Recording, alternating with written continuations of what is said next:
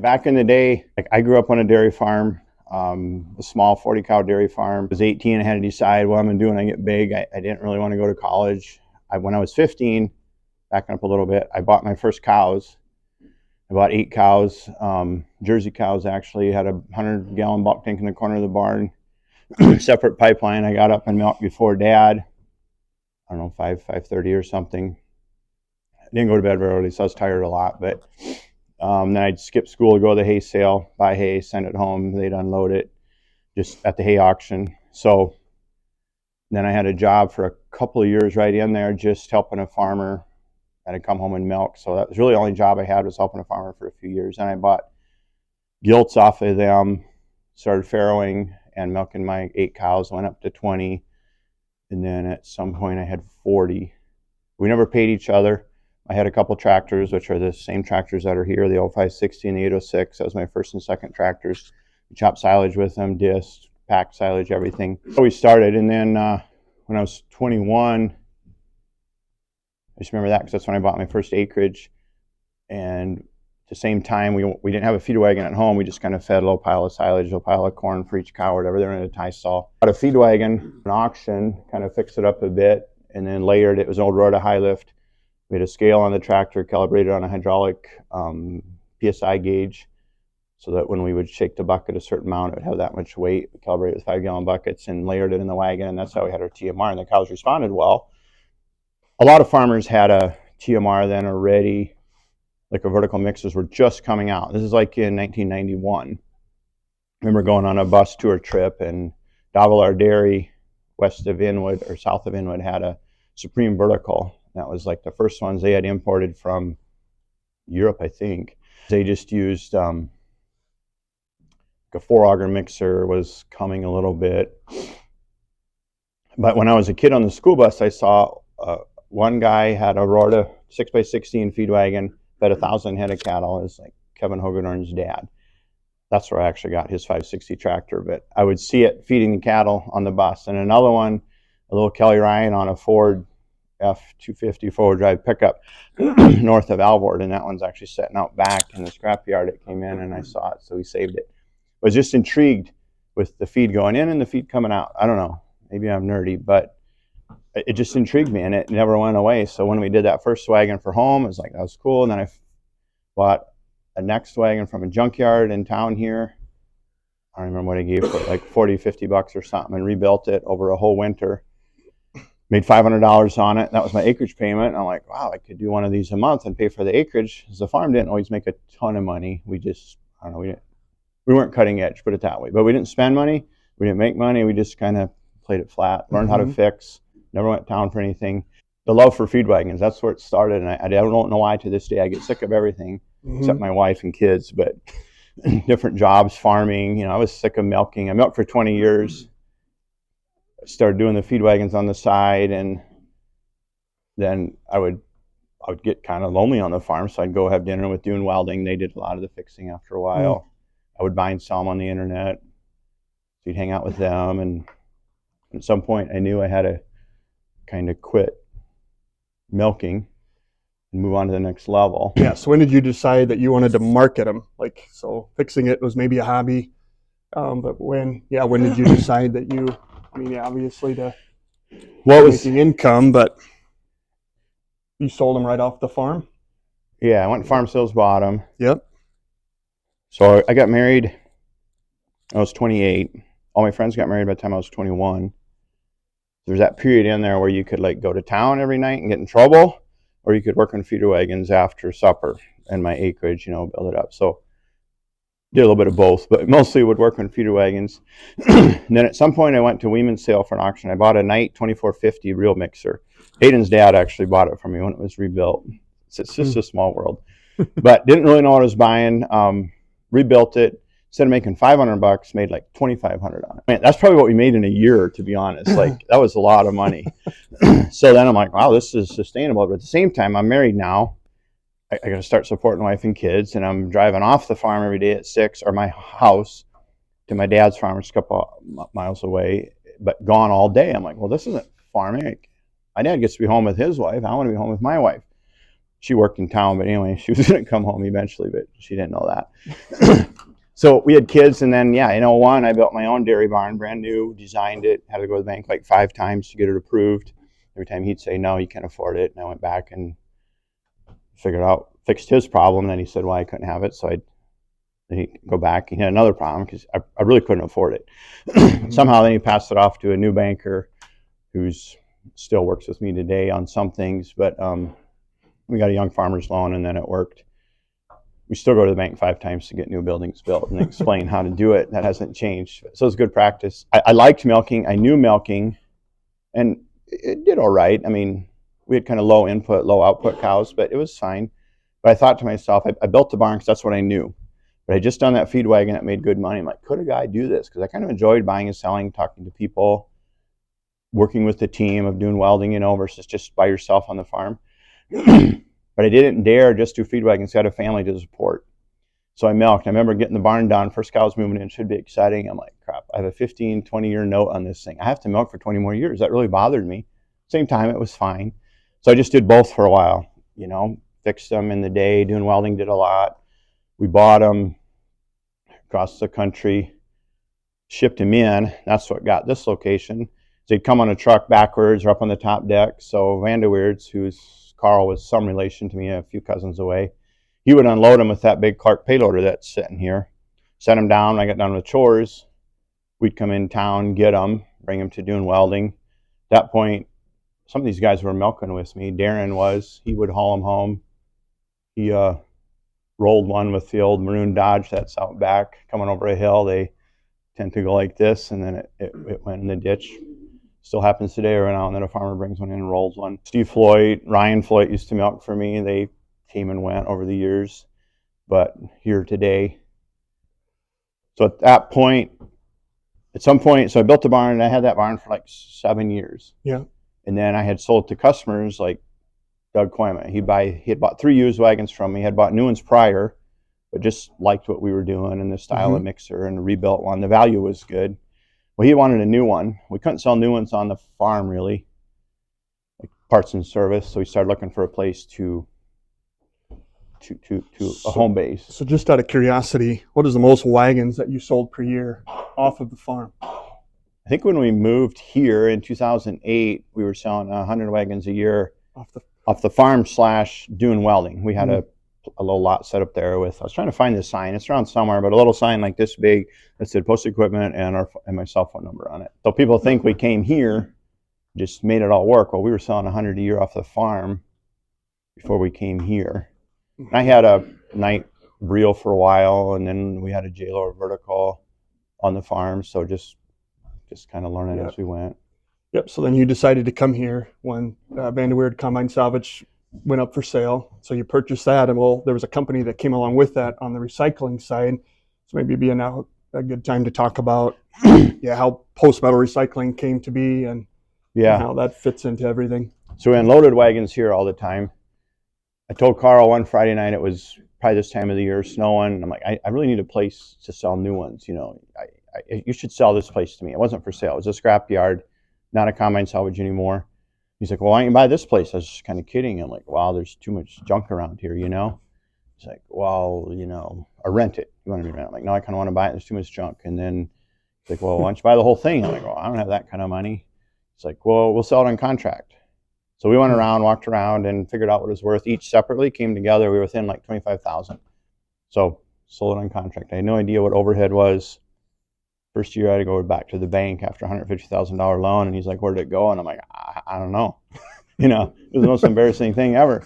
But he gave me another one, and then we slowly started coming. And with that came the salvage yard. They were doing 1,500 tons a year, some old combines, some random stuff. Well, that was intriguing. Who doesn't want a junkyard? Our first feed wagon came from a junkyard. And the first year, the prices went from like $100 a ton to like $400 we were selling it for. So it was like all this, you could just make a lot of money. I didn't even know if we should do feed wagons anymore. Well, then in 1 month, it crashed like down to 40. So just about so lost that hasn't changed. Money again. No. Like, well, we better stick with feed wagons, slow and steady. And the scrap was amazingly fun. It was a lot like farming to me. Like you get it in, you kind of process it, you sort it, and you sell it out. So it made sense. But very up and down. Well, feed wagons are too. Summer, winter, summers are slower.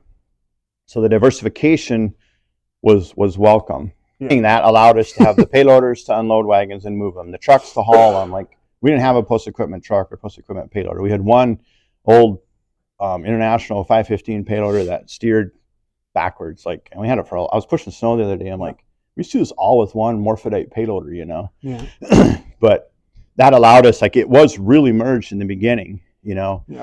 I remember Dan would drive roll-off truck in the summer because we didn't have any feed wagons to sell because everybody's broke in the summer. Their money's all on their cattle and their crops, and they have to wait till they harvest. So it was a big part of it, both getting them off the ground. Now it's a bit more, you know, on its own, rolling, but like you say, the truck's all over and the logos on them and the same people going out, meeting the farmers and just being just friendly, normal people. You know, it's just priceless. I think we end up finding that you really don't have to try that hard to make everything knit. If you just let it go a little bit, we naturally work together really well. And I think we found that this past year for sure.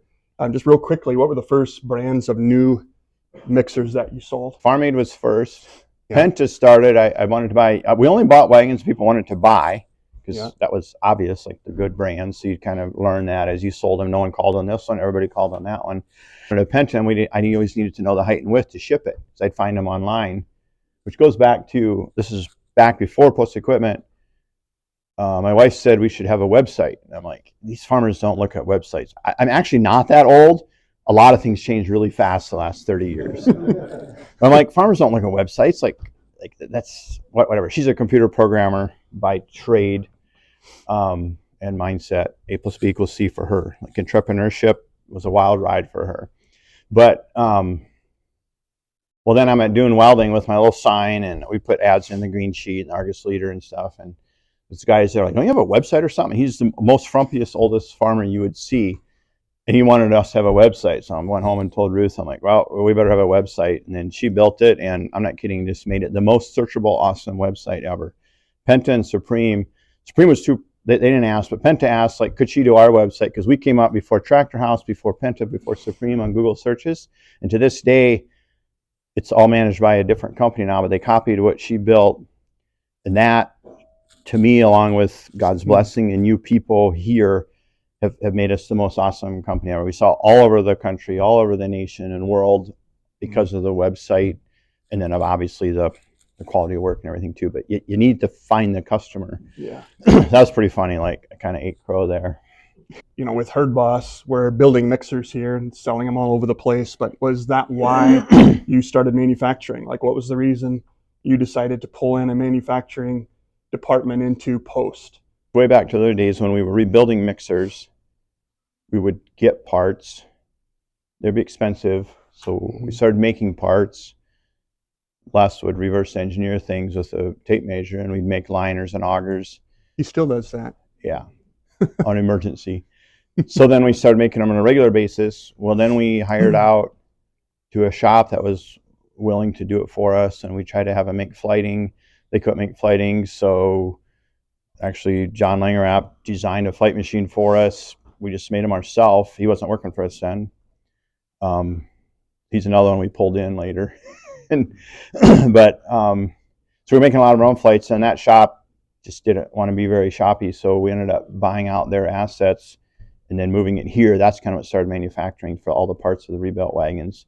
And then, as everything, when you're sort of broken, bootstrapping it, we kind of wanted half to be outside manufacturing so that we'd get cash. Kind of like when I built my barn, I couldn't build it for the full size. You custom fed calves and cattle to cash flow.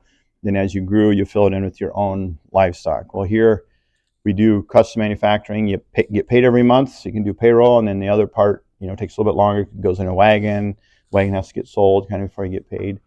Then eventually, well, we were watching this company in Australia that sold a lot of wagons, and somehow Joel and that guy talked us into making Herd Boss wagons, which is always exciting because we know wagons inside and out, but the process of starting a wagon OEM company, selling them, and the marketing and the load before it goes and entering a new brand, Just takes massive amounts of time and patience. And I knew that watching other OEMs come into the business as small to get bigger, it can be brutal and actually take you down or take all the fun out of it, and it just saps your energy and you kind of quit, and then the next group gets to win. But we were at a good spot, so we did it, and I think it's been awesome, but not without headaches, ERPs, vendors backing out, markets changing. Can you talk a little bit about that? So when we think about markets, and we've talked about diversity in the past, like, well, maybe we need to do a bunch of things in case the markets change, but now we're finding that we have enough diversity with the different departments that if a market goes down somewhere, we're able to ride it with something else. But could you talk a little bit about the importance of service, parts, whole goods, manufacturing, metal recycling, and that we're very interdependent in order to be what we are. Can you talk a little bit about that? Hold that question. Yeah. We forgot something that kind of ties into this. So at the same time I want to talk about growth a little bit. Same time we were deciding to do manufacturing. We built wagons out of the tiny little shop, $100,000 full-on verticals there. And then we started building new shops because we needed room here. Post needed a new shop. Manufacturing got it first because of that necessity. Thankfully, Post was patient and waited. But in that whole time, it goes back to the first sales guy we hired. Dan Coonan came at a time when I couldn't answer the phone enough hours a day. Like, I was on the phone the whole day, one ear to the next. He came or he actually called, like, hey, you need help selling feed wagons. And it was just this huge blessing because I couldn't do it. I remember I was sitting in the skid loader on a Saturday shoveling snow, and Dan calls, and I just remember the moment exactly. That was like my first big person to come in and really take a load off of me, And we shared an office. Like, Jesse's office was like a third the big as it is now, and we shared that. There's only room for 2 desks and walking space for like a year until we added on the other side. We shared a pickup, and the shop was small and all these things. Well, now we have amazing facilities because of what we did in that time frame. We worked hard, we saved, we took risks. Now we have amazing facilities,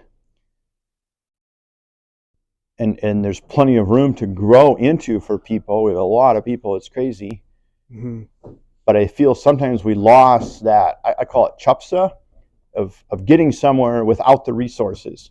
And that's very normal. Like, it's called spoiled kid syndrome, It doesn't mean you're bad. It just means you didn't need to survive. Like, life was good. Like, that's what we all want. But at the same time, to go and break new frontiers, you need to know how to survive. So we don't want to go back to the good old days, but we need to go back to the attitude of the good old days, the chups of the good old days. So I walk around the shop, just say down here or up there, I always want to squeeze it tight. Like, we can do way more in this space. And the guys say, hey, but we lose the efficiency because we're stumbling over stuff. Like, good point. I always say, I'll take advice. I want advice, but don't get mad if I don't take it, because there's 2 sides to that coin. So there's very much things, some people, and this is why we're telling this story, they just think we just made it, like, we got it made. We can buy this, we can build that. Like, no. When I got married at 28, the year we built the barn, like, me and my wife were worth 0. We never got inheritance, Like, this whole room built this all, but we can lose it too if we don't take care of it. So that's where we got to go back to making every corner count, making every move count when we're building things. And the moral of the story is, when you do that, you feel so much better as a person. That's your reward. Like, we need to pay to buy groceries and, the kids' clothes and socks and all that good stuff. But the ultimate reward is what you bring to life every day. And that comes from making the impossible happen.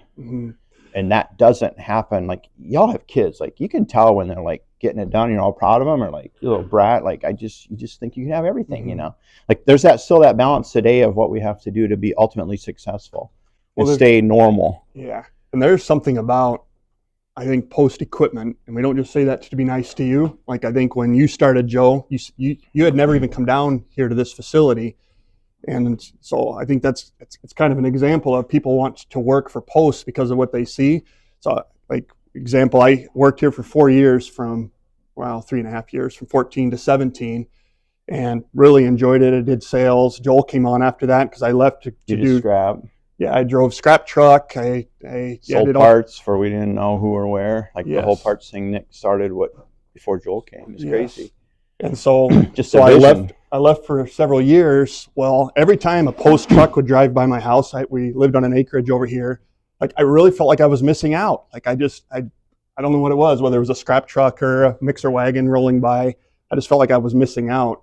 So then when an opportunity came to come back here, like I knew that I wanted to do that.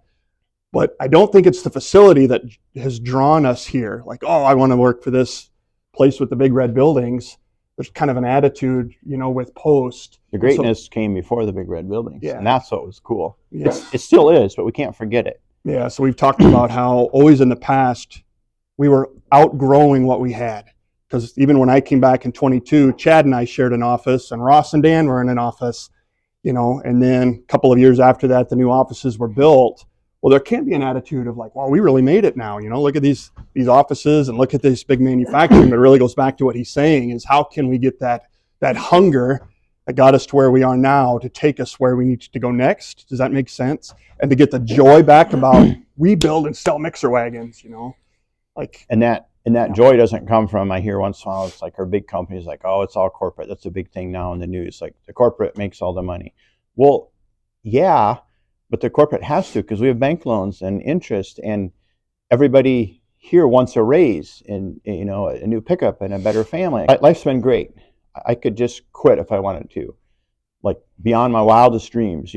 Just sell out, 55, burn out, retire, and sail the Caribbean. Well, I don't want to because that wouldn't work. But also, there's a responsibility of everyone here propelled us to the next place, like from doing welding to the first guys that helped me milk so we could go on vacation or milk my 100 cows to now I hear people that are like, so I'm 52, there's people that are like 35, 40 saying, that have been here 5, 10, 15 years saying, we have to do this there's a $20, $25 year old guy here that's really vested that wants to grow his family and his opportunities. So now the responsibility is passed down. In this little 18 years we've been here, there's 3 generations of people that are looking to this life to make their family life awesome. And like kids even, like Steve Floyd was on the farm, Ryan's brother, he was here first. He was like my first employee. Dare hire him full time. His boy works here now and just loves it, so it keeps going down. So there's a responsibility from each generation of a short term to keep growing. That's why we grow. We don't grow to make more money. It's like you have to make money to grow, to pay everybody, to give them raises. And that's what we want. Like everybody deserves a better life if they do all these things we're talking about. Well, ultimately, it's about the money to do that. You don't make money without personal satisfaction. So it's hand in hand. It's all the talents we're given. How do we best use them and then pass them on? No. It's pretty fun. Like it's really awesome, but it's not easy. Yeah. Well, one thing that comes up a lot is, 10 years ago, maybe you had 20 employees, and so it was easier to rub shoulders with you. And so the culture of Post was just part of everyday life because you were in everyone's kind of day-to-day business. Well, now we're up to 100 people. So I think the question that comes up a lot is how can we ensure that culture that we've enjoyed or that we enjoyed then and got us to where we are now, how do we continue to ensure that that's in the company as we continue to grow? Like we know as a company and as employees, we don't want to lose that, so what would you say that we can do to ensure that stays at our core? Like, that's part of the problem. I don't know what it is, Like, maybe you guys should tell us, because what I think it is, I never had a job, so I just know family life more or less is you do unto others as you would have them do unto you, for customers. Like you don't screw them over, when you sell stuff, it's easy to hide something. You don't do that. You stay honest and right, and you love your neighbor as yourself and God above all. It's like, we all have to treat each other like we would. We don't pick on each other. We don't bully each other. We don't make fun of each other.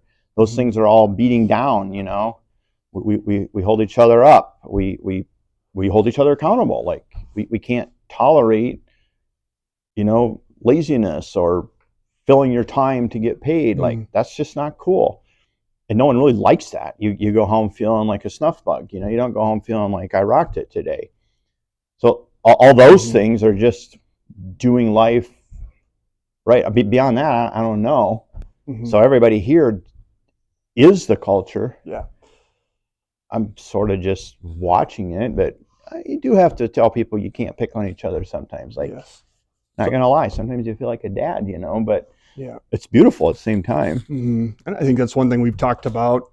When we talk about the culture of Post, that it is now our turn to kind of inherit it and then to live that out. It's not always going to look exactly the same, but the core values we would say really reflect what makes Post equipment great and is going to continue to help us to be great. So it's not so much a matter of, though we say it a lot in meetings, like if Mike's not in the meeting, we'll ask, well, what would Mike do? And we do our best to try to figure that out. But I would say even when we talked to him about that, he said, well, that's great. But really it's a matter of taking it to the next level. And you guys are the ones that are going to do that. Like that's why he hires. There's been people here in a meeting that, I'll divert a little bit because you're getting desperate or something. And they'll say, well, Mike, that's not who we are. I know Dan said it before. It's like, well, we don't do it that way. Like, oh yeah, that's right. That'll be bad. We all have our ups and downs. So it's everyone holding each other accountable to that bigger cause. And if we quit doing that, like the purpose quits. Like my wife said that a while back. She's not here much. She's pretty happy at home. But she's half the reason we are what we are because she holds it accountable. And I come home with people questions, Sometimes it's really, really frustrating, but then she'll be like, well, do they have a job description? Do they really know what they're supposed to do? I'm like, oh, good point. Like, why can't they just figure it out? She's like, Mike, a lot of people, they need to know what you want. Oh yeah, good point. We better get them a job description. Or very service orientated. She'll remind me like she has a laundromat in town and she won't raise the prices because she just wants to serve the people that use the laundromat. And in the end, it's actually really busy. Well, we were talking about some other business now that is always going for the last dollar. It's like if you're going to work for the dollar versus serving people, your business won't last. I'm talking, it will last short term. We always have that person. We're like, why do they make money? But it goes back to the service we give the people we work with, like coworkers and customers. If we're gonna, you have to make money. We just talked about that, but then you have to serve them ultimately to be successful and create what we are. So each other and the people out. And if we keep doing that, it gets blessed and the money comes. So it's like, where's the priority land? Sure, they both fit together. I never really thought about that before, but it's something about that. Did want to talk a little bit about Herd Boss, and your vision or plan for that, as much as you know it anyway. A lot of times we'll talk about as salespeople, Joel going out and setting up dealers. There's a lot of times we want everything really black and white. I know that I do. Like, what do you want? And sometimes we feel like we're having to operate in a gray area, and which we brought that up to you before. So maybe you can talk a little bit about, maybe just briefly, kind of your vision for Herd Boss or what you see for the next 1 to 3 years, and then how to help us be able to operate in that gray area as we grow. If that makes any sense. Carol will shoot me, but we're just going to wing it. That's what we say a lot. We're going to wing it. And that's really what we do because we don't know. It's like a chess game. We're going to play it as we go. It depends what happens. The vertical mixers were for export to Australia because we're the top dealer. We rotate with some competition of other big post equipment type companies. But we get every 2 or 3 years, we'll get a top dealer JBS Spreader Award or Supreme Award or Penta Award. It varies. So we're right up there. And they've served us well and got us where we're at, and they're excellent quality machines. So starting Herd Boss, there's 2 things. Like we built it for overseas for a market that couldn't keep up, kind of siding with some of our competitors. So we're friends and enemies or competitors at the same time. Our ultimate goal is to create the best mixer, knowing all what we know about mixers. And I do believe 100% we can do that. We have that. We will make it even better. But in the meantime, we have to figure out the foundation of it all. We've worked with OEMs that don't have parts manuals, don't have warranty, don't have enough parts. That's all what made us grow and made opportunity. So as a premium OEM, we need to have a good foundation. And we're finding out now how hard that is to have everything just right. But we can go to our sales team. What did you guys miss? Oh, we better go back and do that. So we don't want to grow too fast on herd boss side as much as we want to. We have to get all those little things right. We can't have reworks in the shop. We can't have people calling for parts and we don't have it because we just bought enough for manufacturing. So that's a good way to keep us humble and slow. And we can't just say, oh, we're going to sell all herd bosses and screw all those people that got us here. Well, that won't work. That's not serving anyone either. Mm-hmm. So ultimately, and then in the middle, we bought STO Automation. Well, that was great because it propelled our vision, but at the same time, it was sort of boggling because we weren't really ready in any sense of the word, but it was a one-time opportunity that's for the entrepreneur side versus the scheduled side that accountants and integrators have to merge. Like, well, we're going to do it. How? I'm not sure. Like, let's just do it, okay? So then we do it and we mess up a lot and it's frustrating, but we stick with the plan. So now we sell all those in the US because we don't have any reels to sell new. No one's sided with us to sell the reels except for farm aid, but the big heavy duty reels. Well, now we have one to go against them after X amount of years. And you think, well, who are you? It's like, well, I don't know. We're posts. Like, we're just going to do what we do best and not worry about the competition. So we're going to set up dealers in the US and push reel mixers all over. And sell them in-house, the same.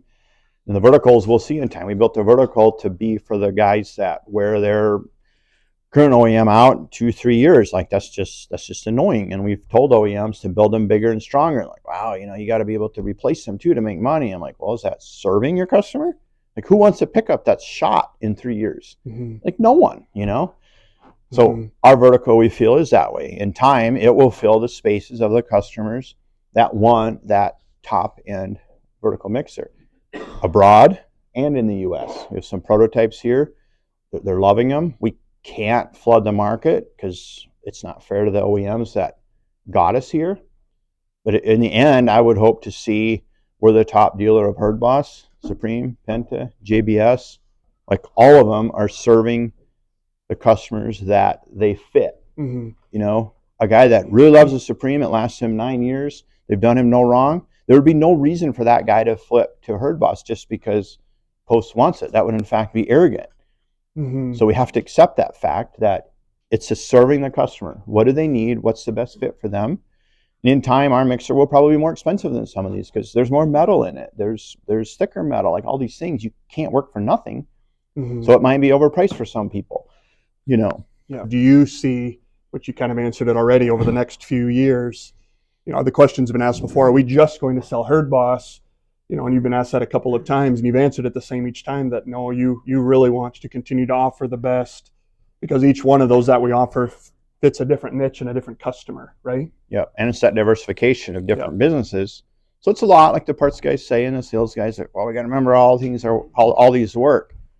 Yeah, well, successful life is a lot. Yeah. Like, take the time to learn it. It's okay. You can do it. Mm-hmm. It's fine. It's not that hard. And if it is, we get people around us that you can ask. Yeah. You don't have to know everything. Yes. But to serve our customer, you do have to know within a boundary what's best for them and what we have. And I don't think it's too much. If it is, we'll help fix it.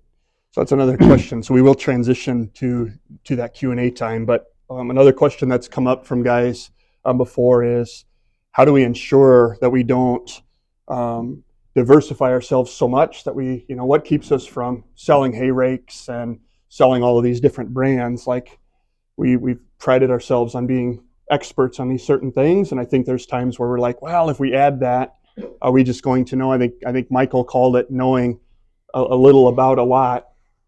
So how do we ensure as we continue to grow that we don't lose focus on who we really are and who our ideal customer is, the farmer or the cattleman? It's a tough question because as we grow, we need more things to sell to make a margin on to pay the bills and salaries.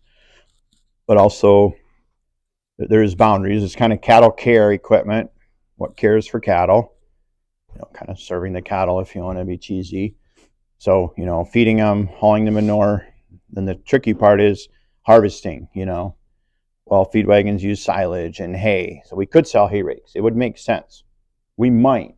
sometimes you just got to feel what's right. So far it's been seasonal. Feed wagons sell from like September through April. So when the cattle are sold, the crops in the bins, they have a little bit of cash against, they redo it. Well, in the summer, like we're all need a paycheck yet, so spreaders have been a little bit more seasonal. Silage rakes, bale shredders, some of those things have helped that, and we've integrated it well. I think we don't like motors. Like you have a whole different set of mechanics for motors. You could do motors, but I don't really like motors. So no one else seems to like them. And so we just don't do motors now. That's one parameter. If they have too much, I mean, we do trucks, but no one really likes trucks, but they're a necessary evil. They work for farmers. So it's kind of a group effort, like what we feel fits. Sure. I don't think there's an end game there either. Yeah. It's just what's right for today. No, that makes sense. If we're going to grow people, services, wages, you do have to grow products sometimes. Yeah. More of or more diversity. For sure. One thing that I had that we've talked about a lot in meetings, or it's been brought up a lot, is adding technology to our business. So we're doing the parts portals. The first one's coming on for dealers in January 1, and then the parts one's coming on July 1. And these are very, very huge deals. Joel's been working on them for a really long time, along with a number of you on the team. And then also a digital phone system that's going to help kind of track incoming calls and ensuring we're getting back to customers on time. So one thing that's, has been asked, like, how much are we going to allow it to do? How do we ensure that, we don't become slaves to the technology, that it's a tool, and so one thing that we've said in talking with Mike and Joel and Michael and others is, as we continue to grow in these things, we want to ensure that we let technology handle the things that we can do in our sleep. Right? So when it comes to the parts portal, we want to put things online that the sales guys can sell in their sleep. It's a non-issue, so that we can free them up to really use their most valuable resource, which is their knowledge on parts, in order to be able to do that. We are going to be adding a lot more technology this coming year, probably over the next several years. But just know we're going to be working very, very hard that we own it and it doesn't own us. With same thing with the ERP system. I think, that's been working really well, that it's a tool and not letting it drive the whole ship. So the question was asked, do we ever see, or does Mike see that as we move into the future, would we ever consider other locations or partnering with other places in order to better reach them? It's a good question. I don't know. A lot of dealers are buying up other dealers, and their success is based on how many locations they own. That simply doesn't intrigue me. I don't know why. Like, I can't even handle one location, to be honest. Like, keeping track of everything, like it's not easy. So I don't have any idea how you'd do that and make it. I know how you could do it, but to make it awesome, I don't know, and I don't want to do anything average. So it's not on my radar. What is on the radar is partnering with other people, helping them be successful, which probably goes back to that serving again. And at the same time, it helps us. So you're maybe sharing a little bit more, but in the end, you're really not, because they can run their own show. They can learn from you. You can learn from them. Like, I don't know. I just think that will work better, just helping other people be successful versus you trying to own every plot of real estate. In the end, it's just for show. Maybe I see a lot of them do it and it works really well. And then all of a sudden, when the main people are gone that were there, it just slowly goes away, and people deal with people. It's just how it works. It's how we were created. And you can't, if you're not there, you can't be who you are. So you might as well, it's kind of like having kids and letting them go off and do their own thing. Like, grow and multiply and do your thing. Well, that's how I think we should do it. Like, the family doesn't go everywhere, there's one spot and there's other people growing and flourishing and putting their own spin on it. And I think they can serve better on their own, and maybe we supply them with ideas and parts and service, wagons maybe. We have multiple companies that buy wagons off of wholesale. So we make a little less, they make some, everybody's happy.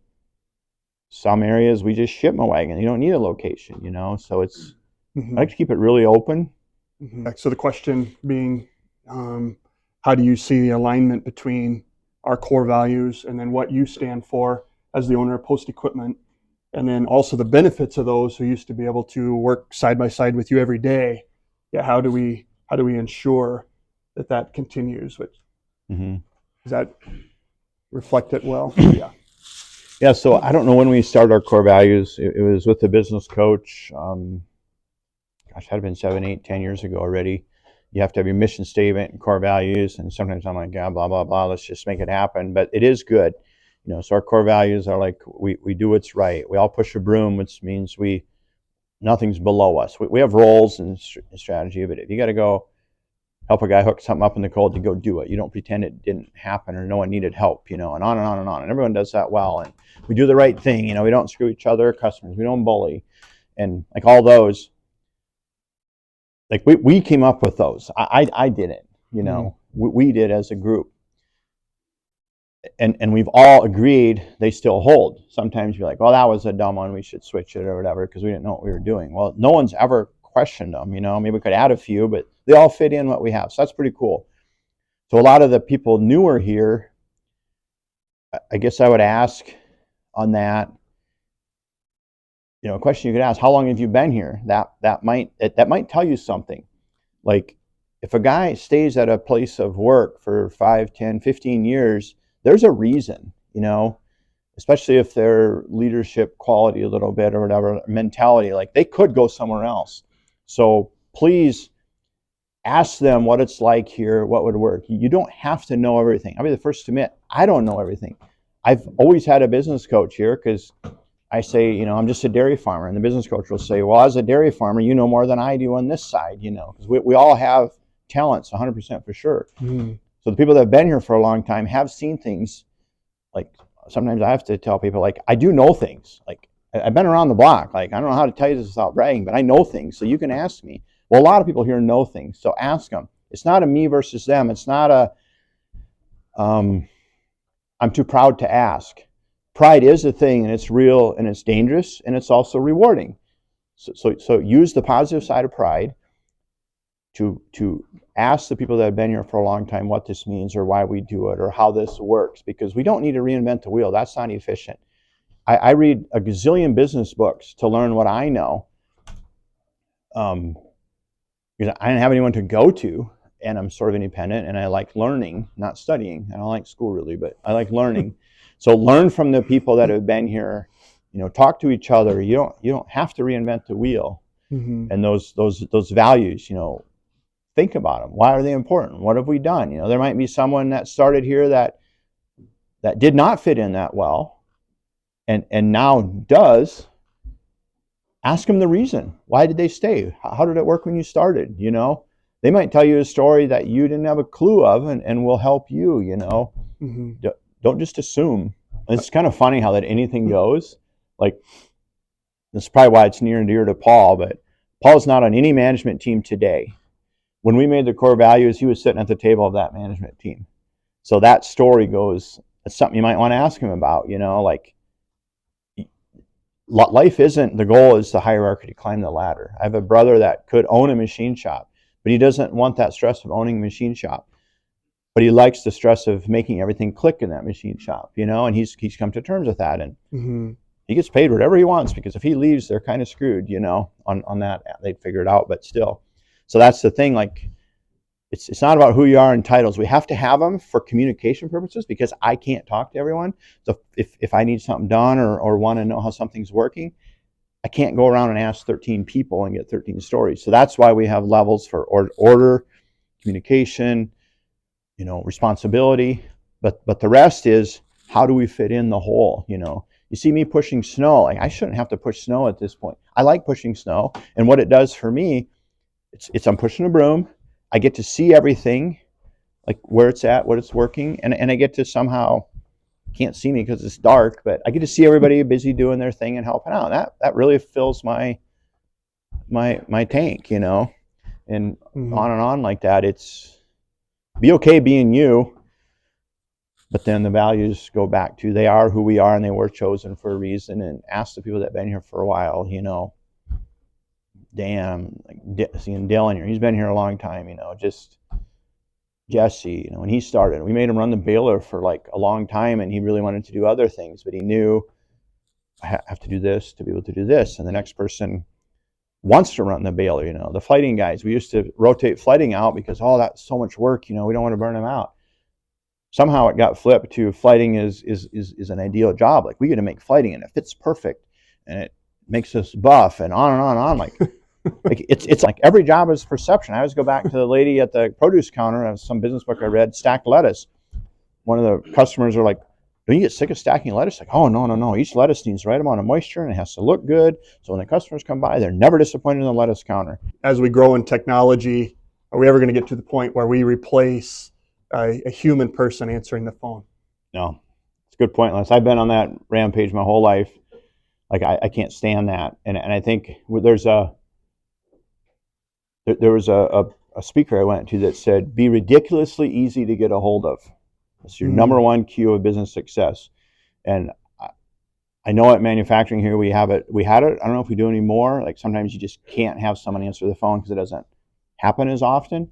So we had a 1 or 2 for a little while. I'm not sure we do now, but I don't like that. As long as I own the company, we won't do that.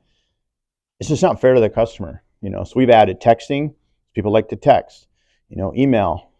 We've even I prefer not to email invoices to non-businesses because they don't watch their email. Businesses do, so it's better. They don't want another phone call. So think about who you're communicating with.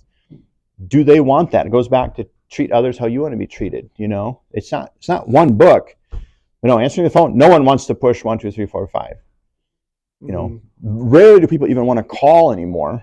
Yeah. At least the introverted world, So that's why we got texting, and it's just simpler. You don't have to be available. It's saving their time. Yeah. So that's where we need input from you guys. What you're hearing out in the customer world. Oh, dang, Post can't get a hold of anybody anymore. Well, I need to know that because there's times you slip or you're wrong in your vision of what's going on. So, I think one thing when we talk about technology, AI, and all of those things, it seems to become more and more clear that people aren't becoming less desirous of relationship. They're actually becoming more.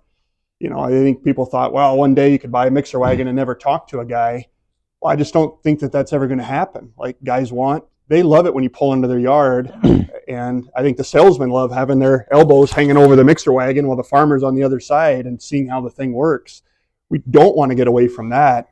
Like, if anything, we want to... Can I butt in a second? Please.